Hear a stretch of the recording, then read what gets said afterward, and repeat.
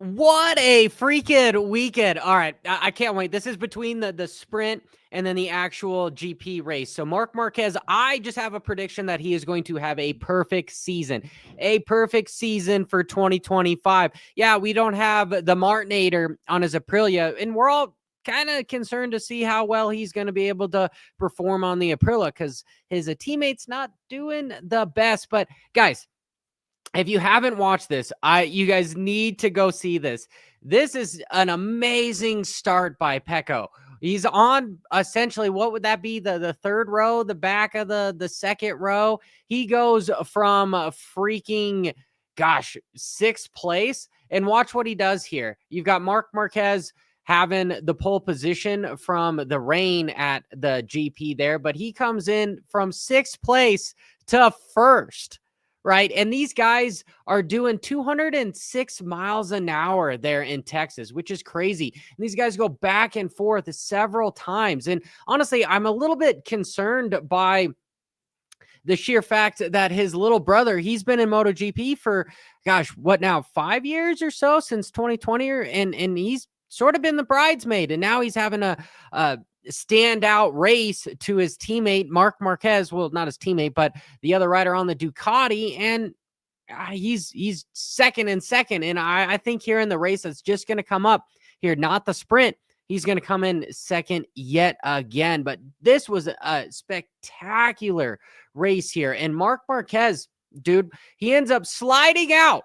This, to me, I thought he was going down for sure. And what he said after the race was that he didn't know how hot the asphalt was. And these guys were running, or at least Mark he's running a soft front and then a harder rear. So you could see that he would have less grip there. Not to mention that they have all of the traction control and the rider height adjustments and the whole shot devices that are all going to go away in 2027. But that's a few years between now. So I don't know how well that's going to go once these guys get used to all the telemetry, but then it gets taken away from him. But he ends up going from first to third, and Pecco gets around, and literally right afterwards, he ends up hauling ass right back around out front, and he ends up winning the race. But probably the rider that I was the most impressed with was Fabio. He was the rider on the Yamaha, and he had an exceptional battle with Valentino Rossi's Ducati duo here. Is pretty much like an Oreo sandwich. And these guys were going back and forth because of such the long, they stole his traction control fuse. Yeah, they probably did. But I was so stoked that this wasn't a rain race. I didn't want to see these guys doing 140 miles an hour in the rain, even though Mark might not have won, but he still ended up on pole.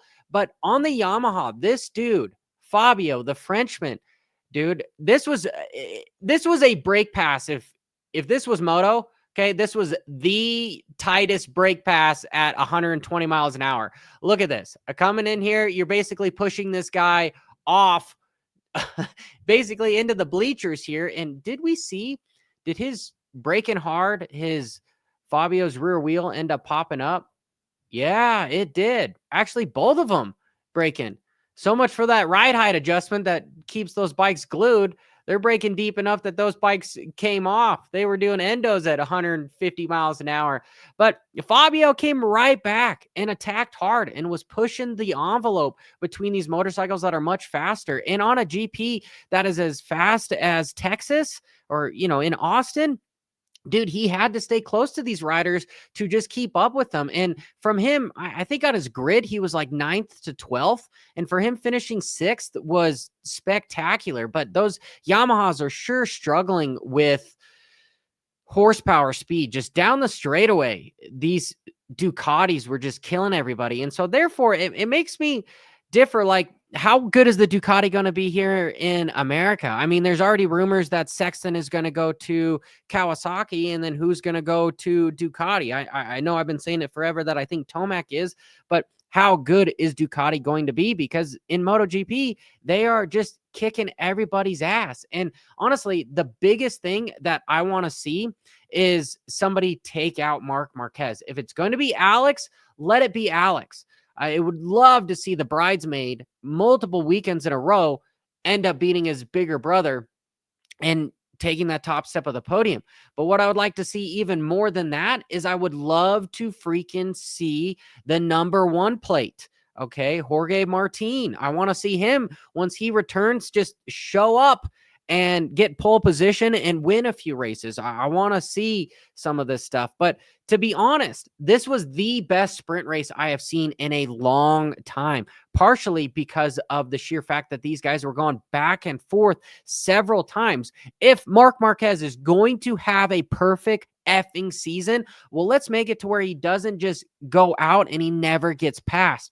I want to see him get passed back and forth. So we had the privy of seeing some spectacular racing this Saturday, which was spectacular. And I'm so stoked for this upcoming race that's probably going to happen here in about 30 minutes. And I do think Marc Marquez is going to win it. So guys, hopefully you guys like this stuff. I'm branching out. I want to do more two-wheel stuff all around. I love anything with 2 wheels. Not so much the 4-wheel stuff, but the 2-wheel stuff. I love it. So appreciate all you SOBs, 2-wheel knuckleheads. Until next time, keep it WFO. Ba-ra-da-da-da-da.